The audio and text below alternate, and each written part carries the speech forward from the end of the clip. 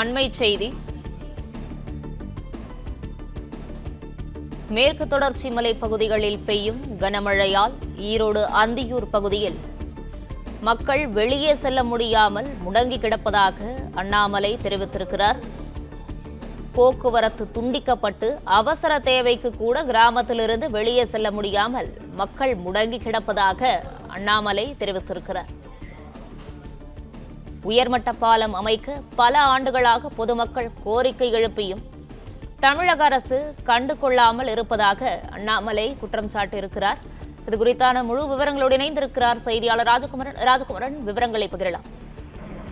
ஈரோடு மாவட்டம் அந்தியூர் சட்டமன்ற தொகுதியினுடைய பர்கூர் மலையிலே 30க்கும் மேற்பட்ட கிராமங்கள் இருப்பதை சுட்டிக்காட்டி பதிவிட்டிருக்கக்கூடிய அண்ணாமலை அந்த பகுதியில் இருக்கக்கூடிய குட்டையூர், வேளாம்பட்டி உள்ளிட்ட கிராமங்களில் 200 குடும்பங்கள் வசித்து வருகின்றனர் எனவும் அவர்கள் மலை கிராமங்களுக்கு நேரடியாக செல்வதற்கு பாதை இல்லாத சூழ்நிலையில் கர்நாடக தமிழக வனப்பகுதிக்கு இடையே கர்கே கண்டி நீரோடை பள்ளம் வழியாக சுமார் 20 கிலோமீட்டர் பயணித்தே அந்த கிராமங்களை சென்றடைய முடியும் என்று குறிப்பிட்டிருக்கக்கூடிய அண்ணாமலை மேற்கு தொடர்ச்சி மலைப்பகுதிகளில் பெய்யக்கூடிய கனமழை காரணமாக அந்த கர்கேகண்டி நீரோடை பள்ளத்திலே காட்டாறு வெள்ளமாக ஓடுவதால் போக்குவரத்து துண்டிக்கப்பட்டிருப்பதாகவும் பொதுமக்கள் கிராமங்களுக்கு செல்ல முடியாமல் அவசர தேவைக்கு கூட கிராமத்திலிருந்து வெளியே செல்ல முடியாமல் முடங்கி கிடக்கின்றனர் என்றும் குறிப்பிட்டிருக்கின்றார்.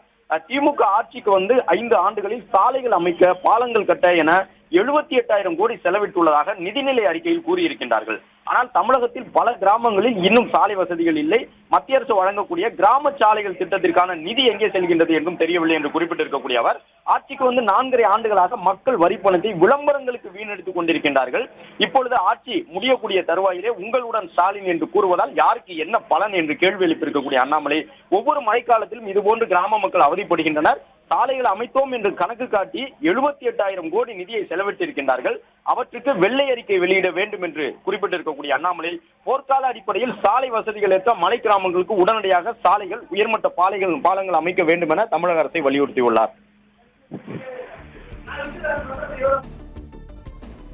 விவரங்களுக்கு நன்றி ராஜகுமரன்.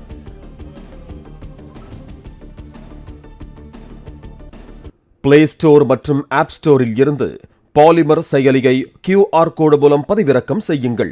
செய்திகளை உடனுக்குடன் பெறுங்கள்.